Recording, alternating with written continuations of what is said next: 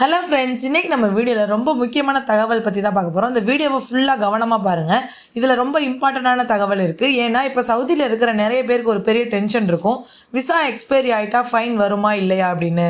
இப்போ நான் உங்களுக்கு என்ன சொல்ல போகிறேன்னா, ரியல் ப்ரூஃப், ரியல் எக்ஸ்பீரியன்ஸ், ஏர்போர்ட்டில் நடந்தது என்ன, இது எல்லாத்தையுமே கிளியராக எக்ஸ்பிளைன் பண்ண போகிறேன். ஃபர்ஸ்ட் ஒரு ரியல் கேஸ் பற்றி பார்க்கலாம். ஒரு வெளிநாட்டவர் உம்ரா விசால சவுதி அரேபியாவில் இருந்திருக்காரு. அவருடைய ஃப்ளைட் கேன்சல் ஆயிடுச்சு, விசா எக்ஸ்பைரி ஆயிடுச்சு. அவர் ரொம்ப டென்ஷனாக இருந்திருக்காரு. இது மாதிரிலாம் யாரும் டென்ஷன் ஆக தேவையில்லை. ஃபைன் எதுவும் வராது. கேன்சல் ஆன டிக்கெட்டை வச்சுக்கோங்க. ஃப்ளைட் ஓப்பன் ஆனதும் அதில் போயிருங்க.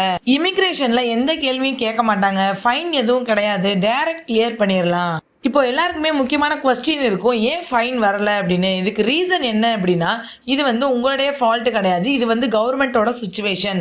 ஃப்ளைட் கேன்சல் ஆனது, வார் சுச்சுவேஷன், இல்லைன்னா எமர்ஜென்சி சுச்சுவேஷன்ல இருந்துச்சுன்னா டிராவல் ரெஸ்ட்ரிக்ஷன், இது எல்லாமே கவர்மெண்ட் கண்ட்ரோல்ல நடக்குது. அதனால விசா எக்ஸ்பைரி ஆனாலும் ஃபைன் அப்ளை ஆகாது.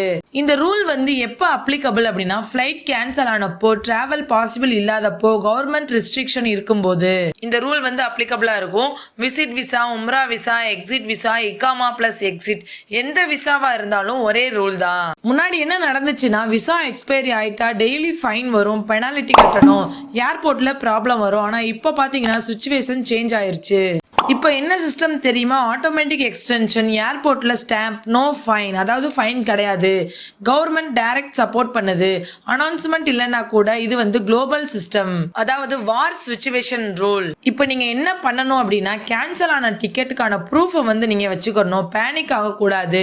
ஃபிளைட் ஓப்பன் ஆனதும் புது டிக்கெட் எடுக்கணும், ஏர்போர்ட்டுக்கு போகணும். அங்க என்ன நடக்கும்னு பாத்தீங்கன்னா, இமிகிரேஷன் ஆபீசர் செக் பண்ணுவாங்க, எக்ஸ்ட்ரா எக்ஸ்டென்ஷன் ஸ்டாம்ப் போடுவாங்க, உங்களை அனுப்பிடுவாங்க.